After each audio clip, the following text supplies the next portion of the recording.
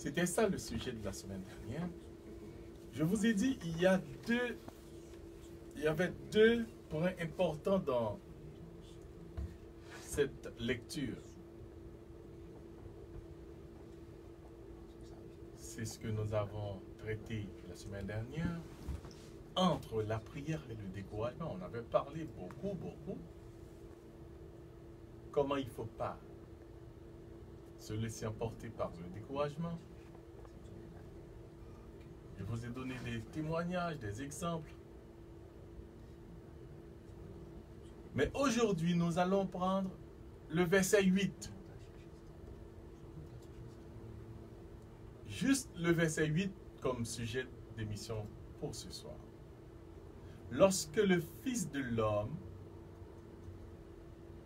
viendra, trouvera-t-il la foi sur cette terre? C'est avec ce sujet que nous allons traiter, mais juste avant, nous allons prier pour demander à l'Esprit Saint de venir nous aider. Là où vous êtes, mon frère, ma soeur, je vous invite à prendre une position de prière. Si vous pouvez, bien entendu. Nous allons demander à l'Esprit Saint de venir nous arranger, nous brancher.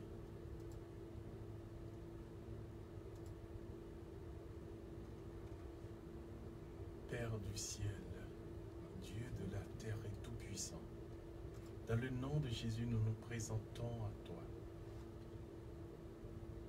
Regarde les auditeurs, auditrices qui écoutent l'émission en ce moment.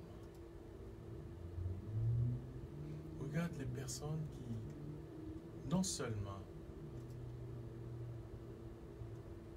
qui participent, mais qui transmettent aussi la vidéo, qui partagent aussi, pour que d'autres puissent entendre et comprendre, bien trouver quelque chose. Seigneur Dieu d'amour, regarde les personnes qui ont pris du temps pour toi. Ils ont consacré ce moment à toi. Daigne le béni, Seigneur. Il y en a qui sont couchés maintenant, qui attendent l'onction, qui attendent la bénédiction. Il y a des malades qui attendent une parole, une guérison que toi seul peux donner ce soir. Tu as l'habitude de faire, Seigneur, des miracles, des guérisons dans cette émission. Ce soir encore, au nom de Jésus, je te demande de libérer, de guérir, de toucher toutes les personnes qui ont consacré ce moment à toi. Viens sur chaque personne, Esprit Saint. Allume en eux le feu sacré de ton amour, le feu sacré de la foi.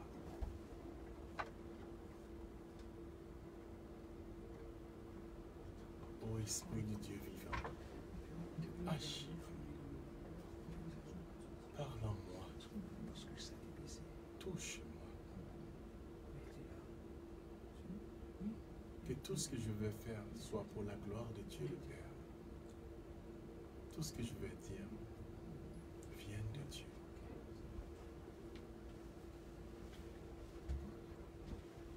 Yahvé Père, c'est au nom de Jésus je te prie, lui qui vit et qui règne avec toi pour les siècles des siècles. Amen. Alors, chers amis, on va juste écouter une musique, Chalet l'Évangile avec pasteur Rossini Deonet. Et tout de suite après, on va commencer avec notre sujet du jour. Écoutons avec pasteur Rossini Deonet un bon Chalet l'Évangile. Nous saluons l'arrivée de madame Michel Midi.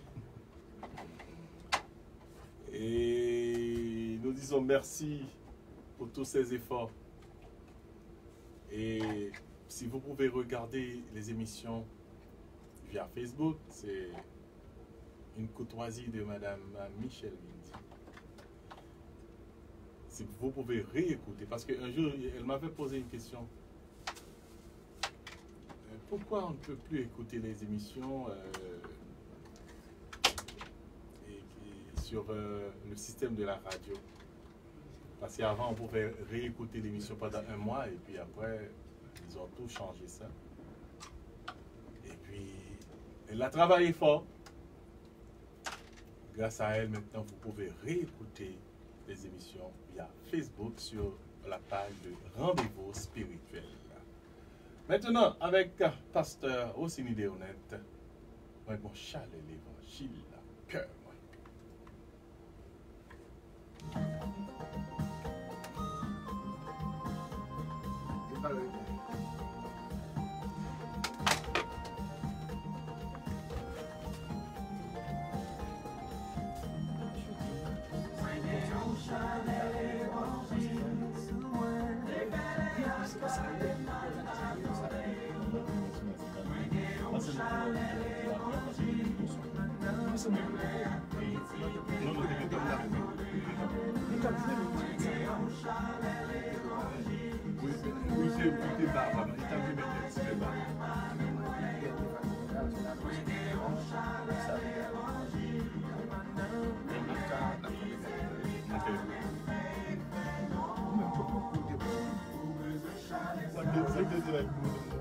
Ça, c'est pas tes problèmes.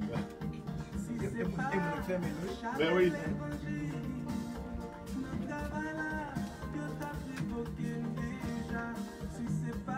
Moi, les messieurs, on va vous parler.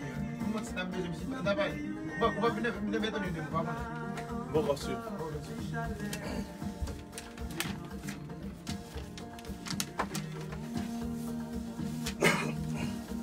C'est chalet. Ça va une bonne idée. Par contre, yes. Moi, j'ai un chalet, l'évangile, non, ouais. Les mal battant de yo. Il y a JM Auguste. Il fait critiquer moi pas. Il y a JM Auguste. JM Auguste qui dit bonsoir. Auguste?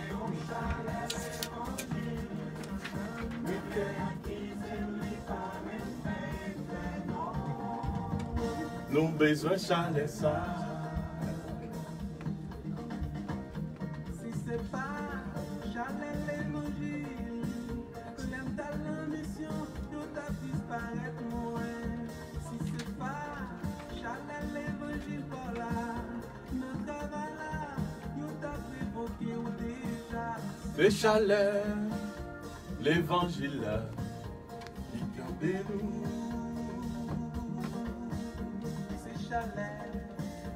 L'évangile qui va nous victoire.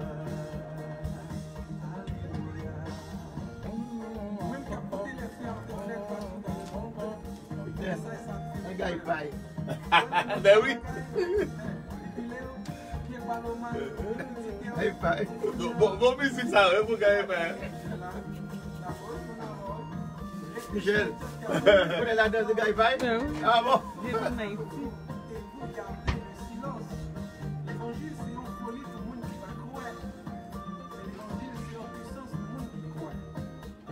Gagnons chalet l'évangile, moi.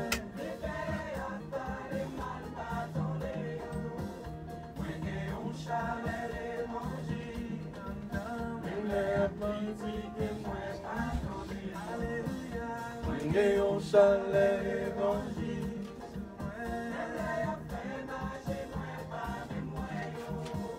Calme, Nico. Alors, nous saluons notre frère Maurice, sœur Denise, frère Clairvaux. Nous saluons frère Aurélien Dieuvert, sœur Lunie Durand, madame Rosita, sœur Rita. Musique dédiée spécialement à Gary Rassembleur, sœur Rose à Virmont-Laval, à sœur Charles sur Amiens, Marie-Carmel d'Orlette et Marie-Carmel Chérie aussi. Nous saluons sœur Janine et son épouse et son époux, frère Jean-Paul et frère Adeline aussi. Musique dédiée spécialement à frère Jean-Louis, à sœur Ephrodite, à sœur Réjeanne qui écoute l'émission, à sœur Carole Loyer et à sœur Marie-Jenny Engrand. Il y a des personnes qui ne veulent pas rater cette émission. Ah oui, il n'y a pas qu'à faire rien. Musique dédiée pour frère Gardelus et sœur Florence, frère Jean-Robert et sœur Bertha. Alors, c'est toute une liste de fidèles auditeurs, auditrices. Nous disions, la semaine dernière, on avait parlé de la prière et le découragement. Maintenant, nous allons parler de lorsque le Fils de l'homme reviendra, trouvera-t-il la foi? Mon frère, ma soeur, je vous dis encore, le but de cette émission, c'est de vous aider à grandir spirituellement. Vous ne pouvez pas écouter l'émission et rester comme avant. Vous devez apprendre et vous devez grandir. Vous savez,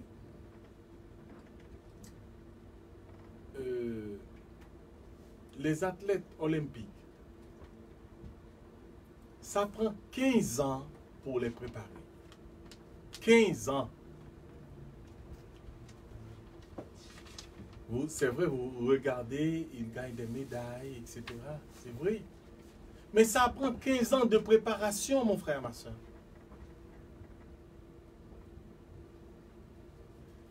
Le but de l'émission, c'est de vous préparer. De vous préparer au fur et à mesure. Afin que vous soyez forts dans la foi.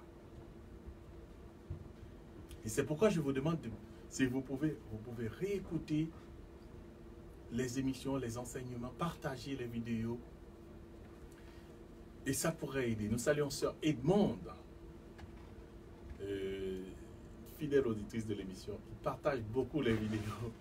Nous saluons Jacques-Marie qui nous regarde du côté de Maryland. Jean-Auguste, Jacques-Marie, qui écoute l'émission via Facebook du côté de Maryland aux États-Unis, qui est un fidèle auditeur. Jacqueline Barthélemy. C'est Jacqueline Barthélemy. Et oui, c'est exactement ce Jacqueline Barthélemy aussi, et qui est une auditrice fidèle à cette émission. Et vraiment, il y a pas mal des auditeurs, auditrices vraiment qui sont fidèles à cette émission via Facebook et devant leur appareil de récepteur. Nous disons merci au Seigneur. Il y a des chauffeurs de taxi qui ne veulent pas rater cette émission. Que Dieu vous bénisse, mes frères. Il vous donne la puissance, l'énergie, il vous protège contre tout accident. Parce que vous avez consacré des minutes à Dieu. Oh, si vous saviez comment le Seigneur est content de voir que vous avez consacré du temps pour lui. Que le Seigneur vous bénisse. Alors, comme je disais, le but de l'émission, c'est de vous aider à grandir dans la foi. Il ne faut pas écouter une émission et puis, après une semaine, vous avez tout oublié. Ça ne sert à rien de faire l'émission si c'est comme ça. Vous devez apprendre et partager aussi ce que vous avez appris. Parce que moi, j'ai appris. J'ai appris beaucoup de choses. Et tout ce que j'ai appris, je partage avec vous. Dans 4 minutes, on va identifier, on va faire une pause publicitaire et on va commencer d'emblée l'émission. Et après la pause publicitaire. Mais, juste avant, comme le sujet de ce soir, c'est lorsque le Fils de l'homme reviendra, trouvera-t-il la foi? Je vais vous parler un peu de la foi. Il y a plusieurs catégories de la foi. De foi, disons.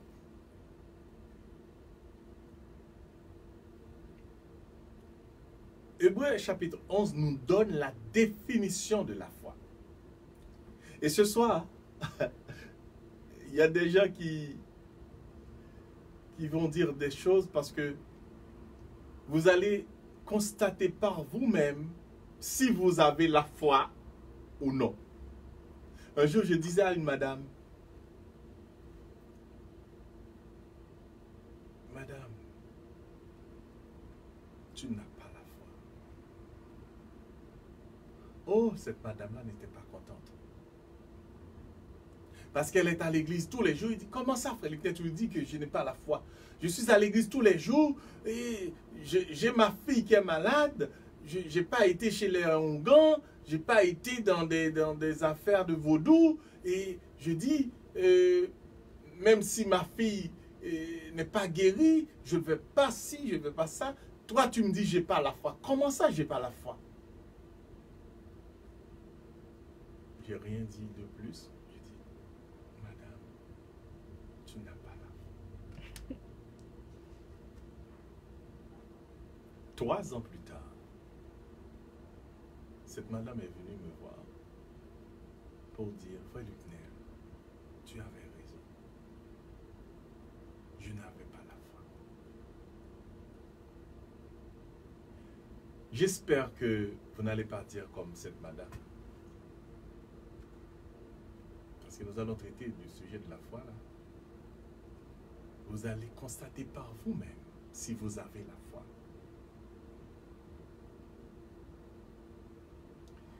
On va faire la publicité dans 1 minute. Et après, je vais commencer avec vous cette émission, disons, le sujet que j'ai préparé pour vous. Si vous avez la foi, tant mieux.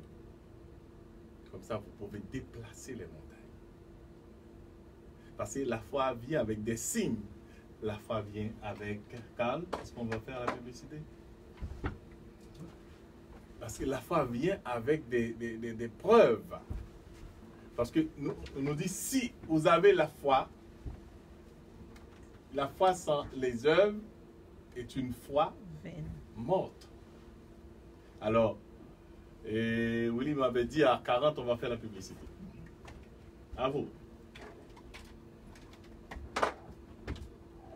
Merci, exactement, 22h40, c'est l'heure pour nous annoncer et méga meubles.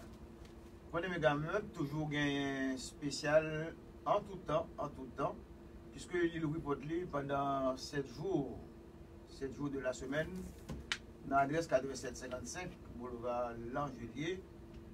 Et pendant l'ouvrir, le lundi, mardi, mercredi, de 9h du matin à 18h, jeudi, vendredi, 9h du matin à 21h, samedi et dimanche.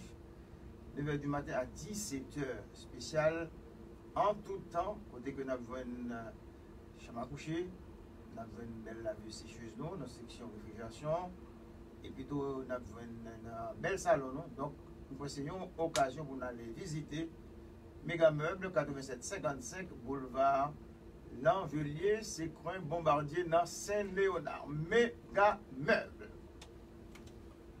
Merci. Merci, Carl. Maintenant, mon frère, ma soeur, attachez-vous. Ça commence. Hébreux chapitre 11, verset 1er nous dit, la foi est une ferme assurance des choses qu'on espère et une démonstration de celles qu'on ne voit pas. Vous dites que vous avez la foi. Est-ce que vous vous trouvez à travers ce verset? Une ferme assurance. Parce que, pour d'autres,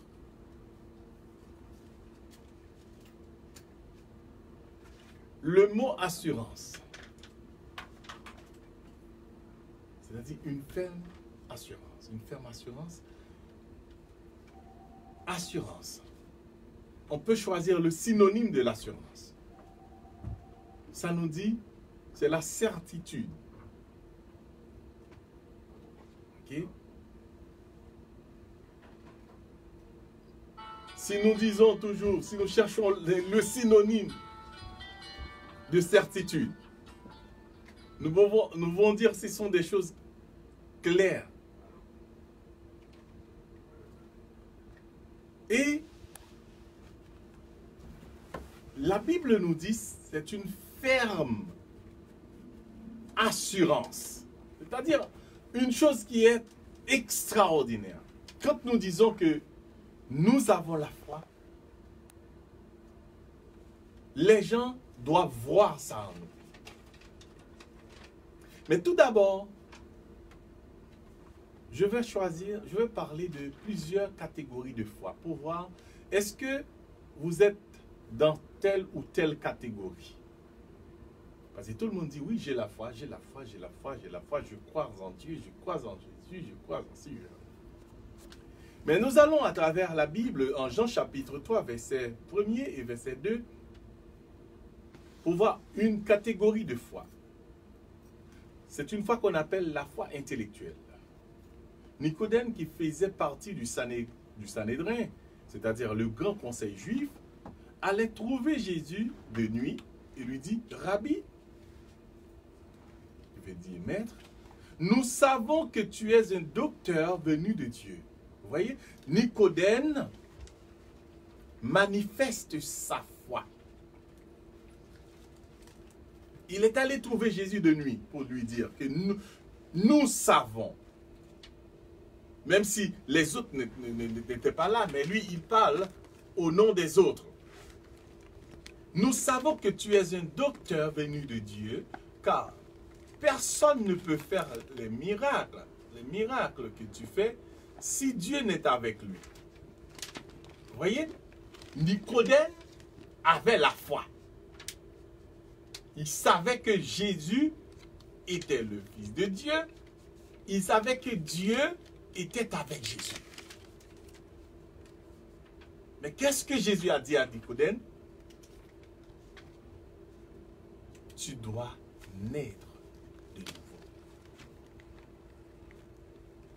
C'est-à-dire, si vous avez une foi intellectuelle, vous cherchez vous connaissez la Bible très bien et vous lisez très bien, vous connaissez les versets par cœur, mais c'est pas juste ça. C'est pas juste ça. C'est bien de connaître la Bible. C'est bien de lire les versets, de lire une portion de la Bible tous les jours. Mais ce qui est plus important, c'est de mettre en application ce que vous lisez. Nicodème connaissait toutes choses, connaissait tout. Mais Jésus disait à Nicodème, tu dois naître de nouveau. Ça, c'est une catégorie de foi. Mais il y a une autre catégorie que nous trouvons en Matthieu chapitre 7, Matthieu chapitre 10, verset 7 et verset 8. Jésus envoyait les 12 apôtres en mission avec cet ordre. Allez prêcher et dites, le royaume de Dieu est proche. Ça, c'est un sujet de mission que très bientôt je vais faire une émission sur ce sujet-là. Parce qu'il y a des églises, il y a des prêtres, des pasteurs qui oublient leur mission. Et, pas seulement moi, mais je tiens à rappeler à toute personne qui était mandatée comme pasteur, comme prêtre, pour ne pas oublier leur mission, pour ne pas oublier ces deux versets-là. Parce que c'est la mission de tous les pasteurs, tous les prêtres, tous les baptisés, tous les laïcs, tous les diacres, toutes les personnes qui enseignent. Parce que ça nous dit, Jésus qui envoyait les 12 apôtres, comme il envoie chacun de nous aujourd'hui. il envoie les pasteurs, il envoie les prêtres, il envoie toutes les personnes. Il y a les évangélistes, il y a des prophètes. Le Seigneur nous envoie avec cet ordre. Allez prêcher et dites, le royaume de Dieu est proche. Entendez? Vous entendez? Dites que le royaume de Dieu est proche, c'est-à-dire prêchez le royaume de Dieu. Mais Jésus ajoute, guérissez les malades, ressuscitez les morts. Ah. J'ai fait une émission, je vous ai dit, vous êtes des petits dieux. Jean chapitre 10, verset 26. Et vous allez voir là que j'ai raison. Guérissez les malades. Ressuscitez les morts. C'est Jésus qui nous donne ça, qui nous dit, allez faire ça. Ressuscitez les morts. Il nous dit, purifiez les lépreux. Et en dernier lieu, il dit, chassez les démons. Moi, j'ai du mal à accepter une église où, je ne sais pas, ou un groupe de prière, ou bien, je ne sais pas, qui fait son ministère juste la prédication simplement. Ce n'est pas juste la prédication que le Seigneur nous demande de faire là. Ce n'est pas juste la prédication. Le Seigneur nous demande de prêcher en premier, la prédication, c'est vrai. Il nous demande de guérir les malades. Comment nous allons pouvoir guérir les malades? Est-ce que nous ne sommes pas capables de guérir les malades qui sont dans notre église? Oui, nous sommes capables. Moi, j'ai du mal à accepter que un prêtre, un pasteur, tu vas me prêcher pendant 40 minutes, tu vas me prêcher pendant 30 minutes. Je n'ai pas de problème. C'est très important, la parole de Dieu, mais ce n'était pas juste la parole. Il y a 4 choses ou 5 choses dans la mission que le Seigneur nous donne. 4 ou 5. Tu ne peux pas me donner juste la parole. Je suis d'accord. Tu as fait la théologie. C'est normal. Tu peux m'expliquer la parole. Mais dans ton église, dans ce groupe de prière, il faut qu'il y ait quelqu'un qui peut, non seulement qui peut prier pour les malades, pour guérir les malades. C'est vrai parce que les charismes sont là pour nous. C'est-à-dire, dans le ministère, il faut qu'il y ait quelqu'un qui peut prier pour les malades. Ou quelqu'un d'autre qui peut même prier pour ressusciter les morts. Quelqu'un d'autre qui peut prier pour purifier, etc., qui peut chasser les démons. Mais tu ne peux pas me donner simplement la parole. La parole, ce n'est pas juste ça. C'est pas ça. Je suis d'accord, tu es le berger, tu es le pasteur, tu peux nous expliquer, tu es le prêtre, tu as été en théologie, et tu peux nous expliquer ça, pas de problème. Mais ce n'était pas juste ça la mission de Jésus. Et on vient de le lire, là, c'est Matthieu chapitre 10, versets 7 et 8 qui nous dit ça. Allez, prêchez, guérissez les malades. Mais fort souvent, nous pensons que nous sommes capables de guérir. Un jour, il y a quelqu'un qui m'a dit, tu nous dis que nous sommes des petits dieux. Moi, je ne suis pas trop d'accord. Mais c'est ça. Parce que nous pensons que nous ne pouvons pas. Nous ne pouvons pas si nous ne sommes pas avec Dieu, avec Jésus. C'est pourquoi c'est pas moi qui dis que nous sommes des petits dieux, c'est la Bible qui dit nous sommes des petits dieux. Mais avec tout ce que nous venons de voir là, c'est que Jésus sait vraiment que nous sommes des petits dieux. Il nous dit de faire les mêmes choses que lui, il a l'habitude de faire. C'est parce qu'il sait que nous sommes des petits dieux vraiment.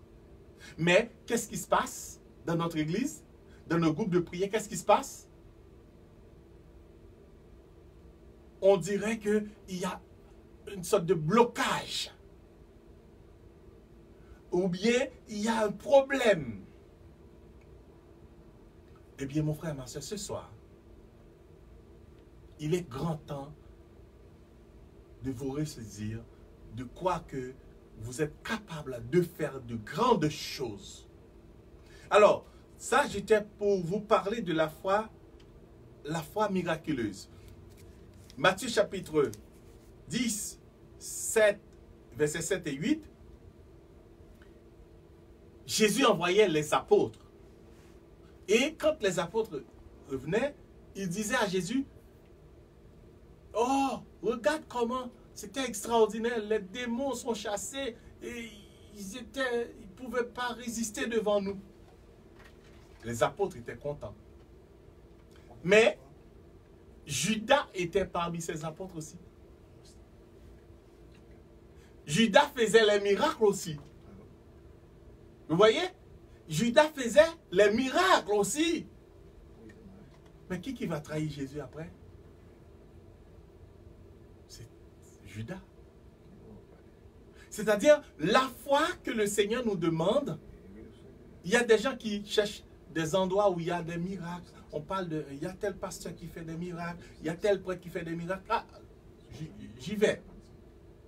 Mais le Seigneur ne nous dit pas de courir derrière les miracles.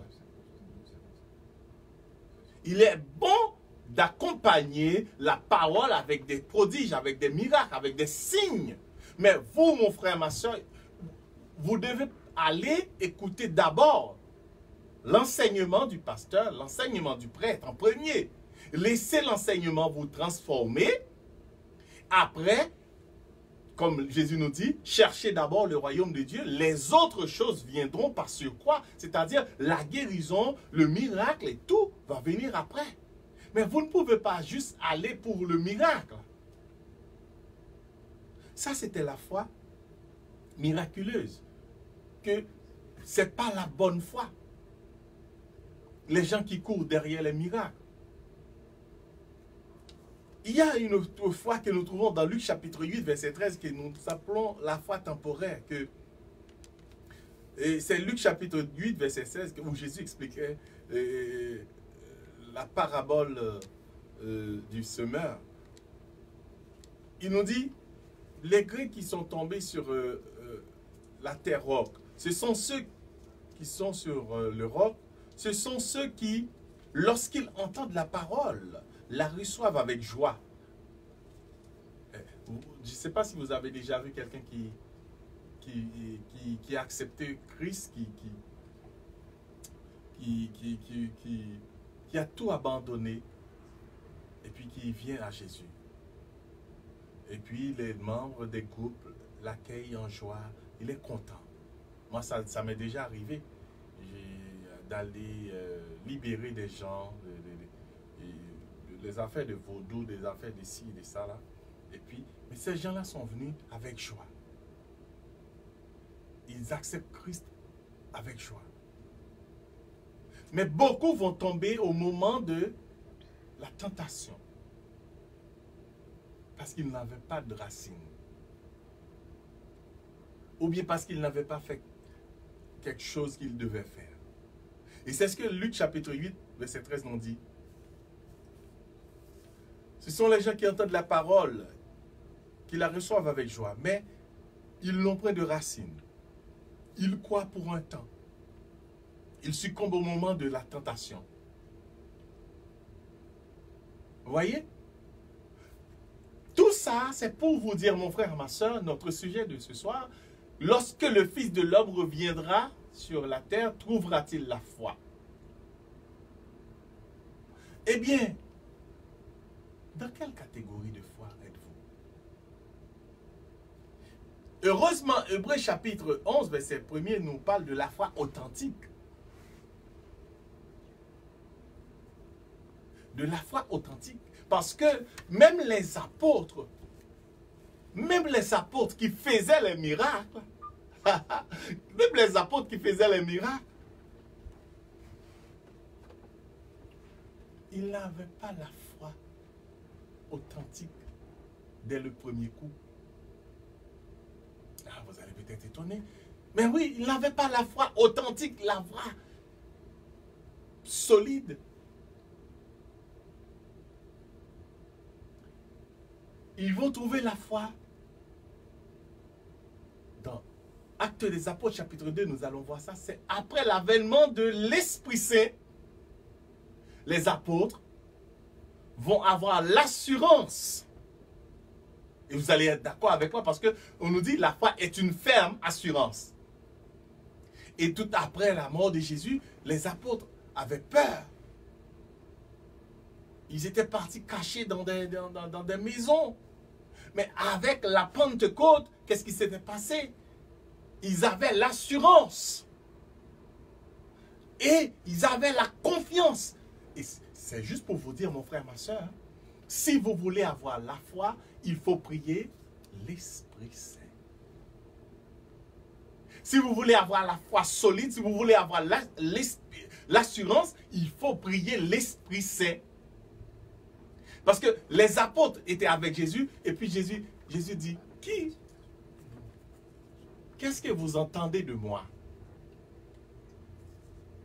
Que disent les gens de moi? Et puis les apôtres on dit, et il y a des gens qui disent, tu es Jean-Baptiste, tu es Élie. Mais Jésus dit, et vous, que dites-vous que je suis? Pourquoi Jésus les a demandé? Parce que ils avaient la foi, mais pas une foi authentique. C'est pourquoi Jésus les a posé la question, que dites-vous que je suis? Heureusement, il y avait Pierre qui disait, tu es le Fils de Dieu. Pierre, lui, il avait cette foi authentique.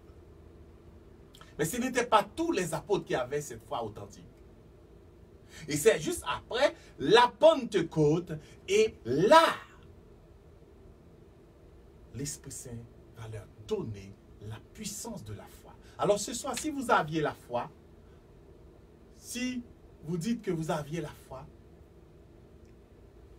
eh bien, permettez-moi de vous dire que la foi vous aide à faire ces choses que nous trouvons dans Matthieu chapitre 10, versets 7 et 8. La foi vous aide à parler de la parole de Dieu, à se nourrir de la parole de Dieu. La foi vous aide à guérir les malades. On va identifier la radio.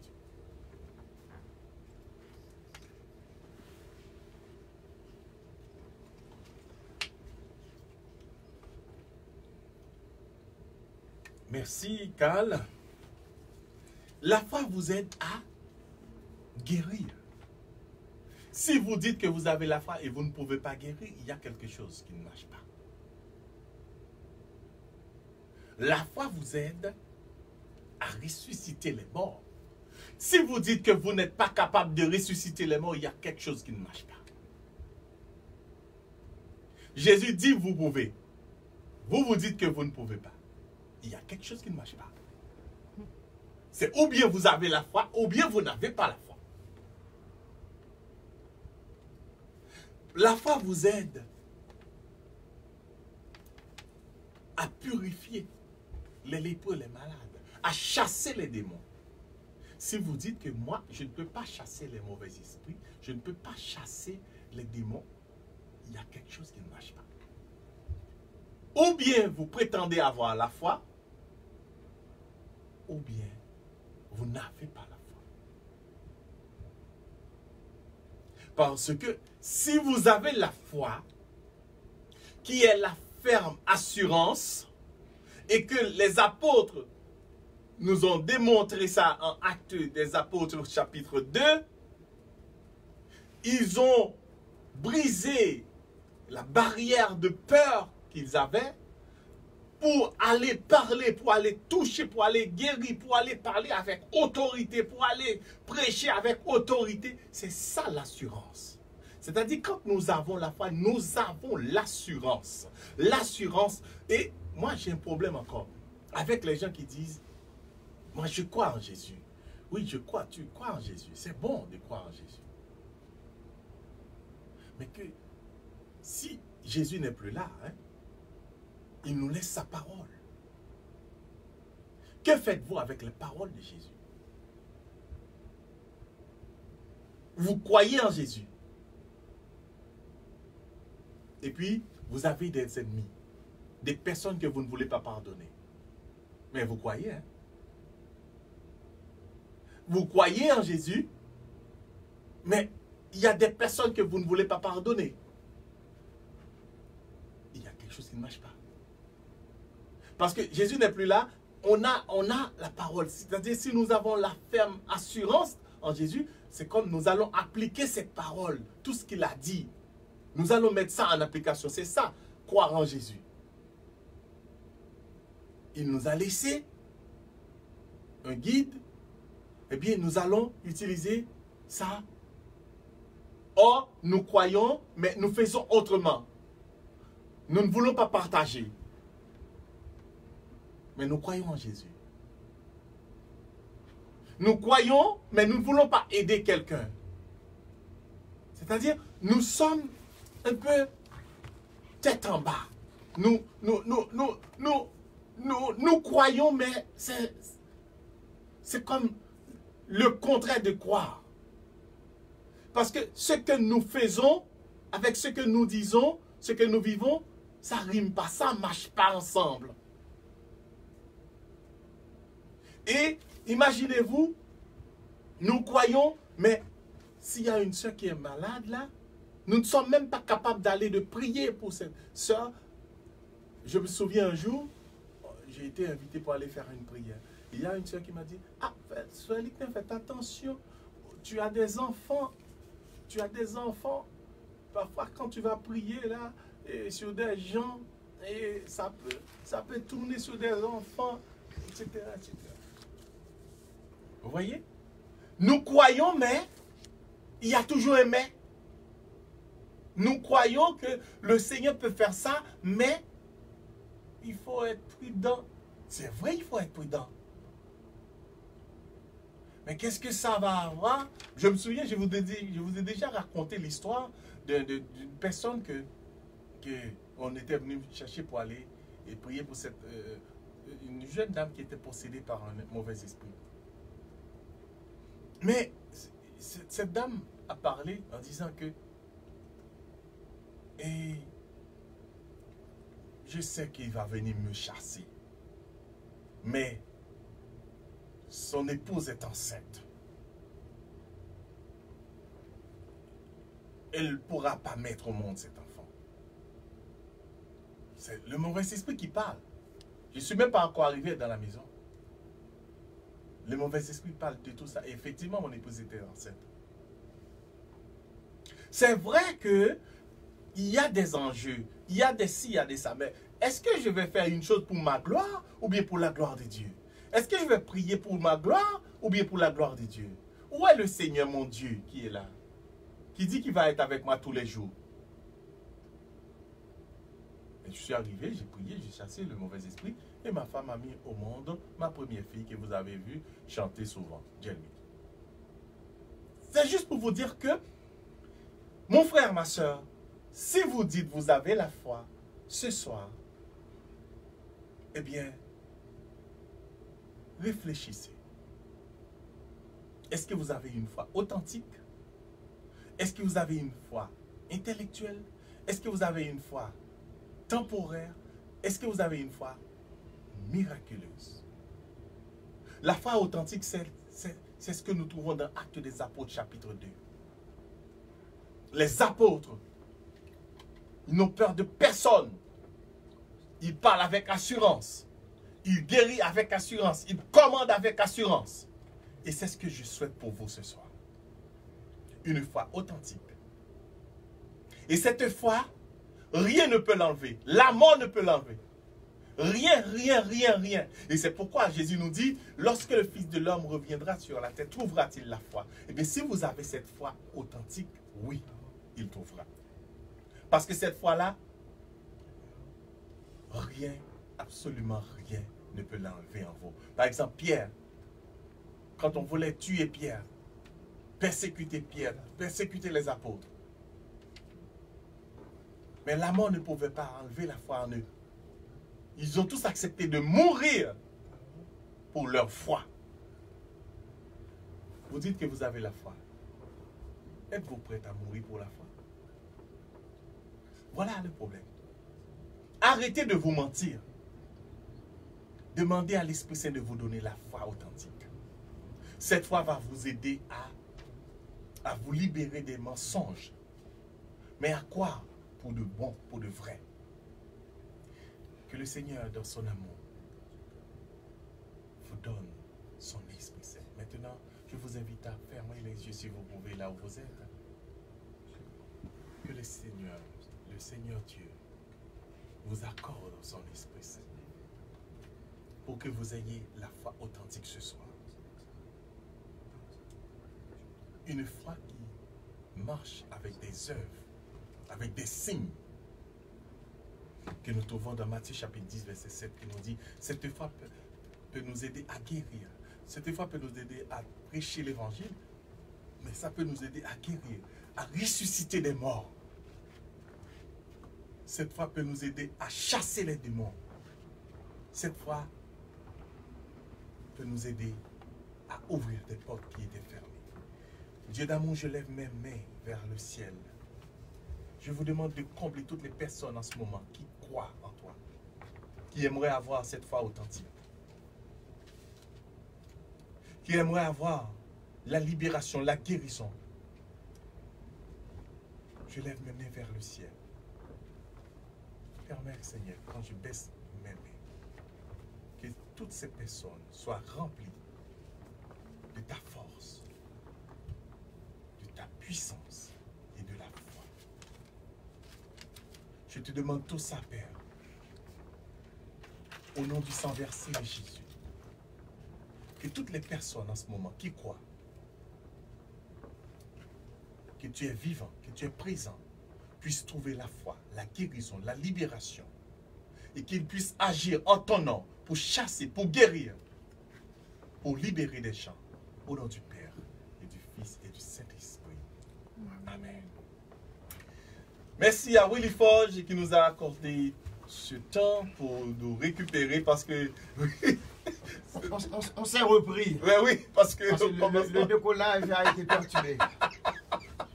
Avec nos techniciens qui étaient pris aux alentours des métros, là. Ben Je ne sais oui. pas lesquels. Mais normalement, nous avions décollé avec une turbulence peu enviable. Alors, je dois dire à nos Mais auditeurs... heureusement, le pilote est arrivé Ben oui, ben oui. à 15 minutes plus tard dans la maritime. Mais nous nous sommes arrachés quand même. Ben Merci oui. bien, Carl. Merci, C'est pas Carl. sa faute d'avoir été pris au métro. Quel métro, Carl? C'était quel métro que tu as été pris là-bas? C'était quoi cette Catherine? Ah, Il y a eu feu, quelque Oui. part, mais ça a été fermé. Alors, merci. Maintenant, nous y sommes. Ben oui. Et puis nous poursuivons Ben oui. le travail jusqu'à 5 h du matin. Alors, merci à chers auditeurs, merci. Je vous prie de partager la vidéo, de partager avec les autres. Et j'ai rencontré une auditrice qui m'a dit, j'ai partagé ça avec quelqu'un et ce quelqu'un-là a reçu vraiment la même chose que j'ai reçu.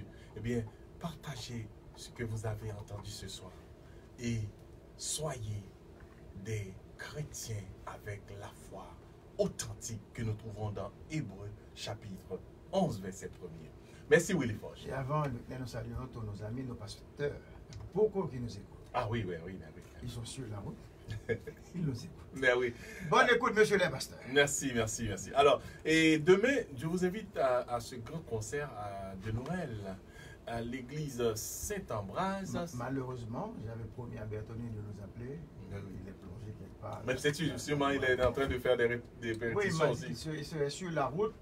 Ah oui. Malheureusement, il n'a pas pu le rappeler, mais on se rappelle, c'est demain soir Ben à oui. l'église Saint-Denis. Mais oui. Et- En face du métro Laurier. Voilà. C'est au prix de 30$. Et il y a Sœur Jacqueline qui m'a demandé des billets. Moi, Sœur Jacqueline, je n'ai pas de billets, mais vous pouvez payer les billets. Sœur Marie, aussi pas capable, la Sœur Jarry. Et Sœur Marie, Lorana va avoir des billets. Tu vas trouver un billet et à l'entrée et demain soir. Mais oui. Alors, on vous attend demain si vous voulez aller. Moi, j'aime ça, les concerts, les moments zen.